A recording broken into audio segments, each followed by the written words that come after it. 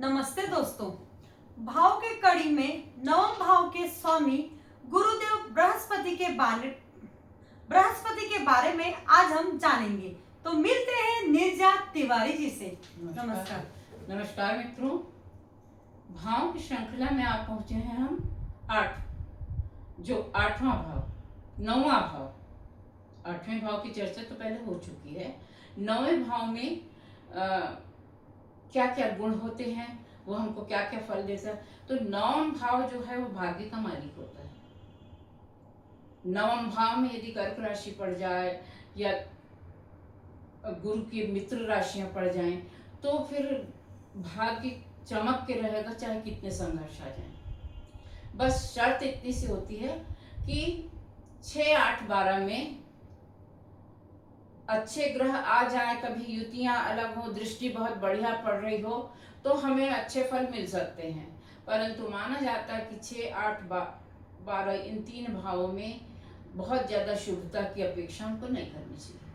गुरुदेव जो हैं वो विद्या देते हैं, बुद्धि देते हैं, आपकी हायर स्टडीज को बताते हैं और आपकी एक गुरु तत्व की स्थापना, यानी आप किसी को अपनी बात में कैसे कन्विंस कर सकते हो। लिसनिंग पावर और स्किल पावर यद्यपि बुद्ध का क्षेत्र है, परंतु आप अपनी बात ज्यादा से ज्यादा लोगों तक किस प्रकार बोल सकते हो, है ना।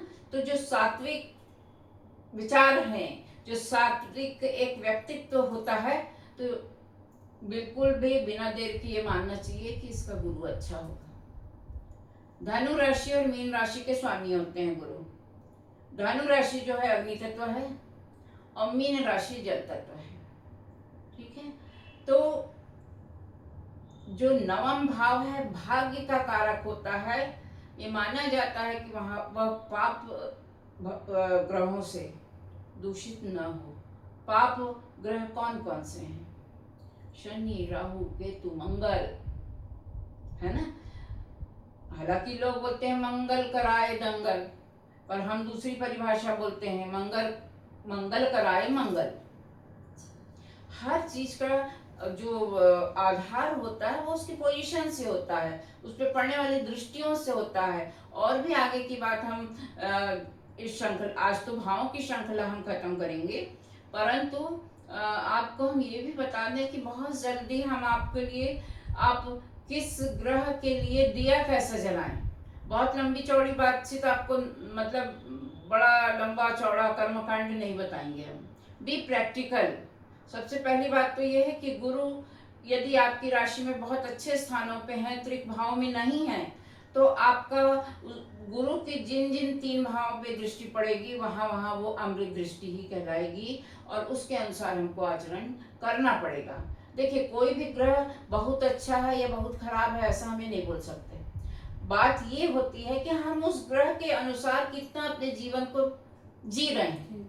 असली तकलीफ तो वहीं आती है ना कि हम ग्रह के विपरीत जीवन जीते हैं। कोई ग्रह उतर के हमारा बुरा नहीं करते हैं, हम अपनी आचरण से, आचरण की शुद्धता हर धर्म में बताई गई है। गुरु की पहली शर्त है आचरण की शुद्धता।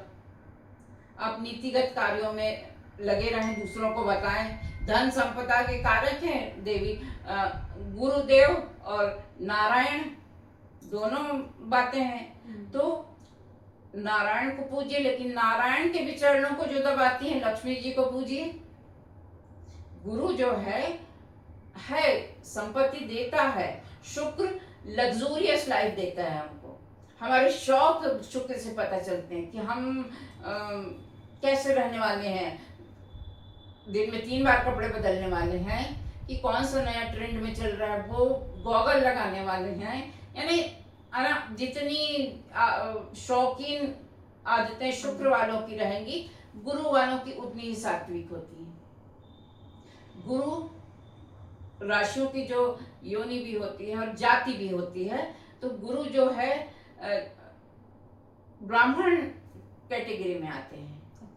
अब ब्राह्मण यानी ब्राह्मण कोई जाति थोड़ी है। आप धर्मानुकूल कार्य करेंगे। जिसकी कुंडली में गुरु और शनि, अगली बात शनि, अगले भाव की जो बात हम करेंगे टू नेक्स्ट 2 भावों की, वो शनि की राशियां हैं। तो शनि, यद्यपि पाप ग्रहों में शनि की गणना की जाती है, परंतु गुरु और शनि का जो आपस का रिलेशन है वो किसी भी व्यक्ति को धर्म कर्माधिकारी बनाता है। शनि जो है कर्म के प्रतीक हैं, गुरु जो है धर्म के प्रतीक हैं। 9वें भाव में होने वाला गुरु आपके भाग्य को वृद्धि प्रदान करता है।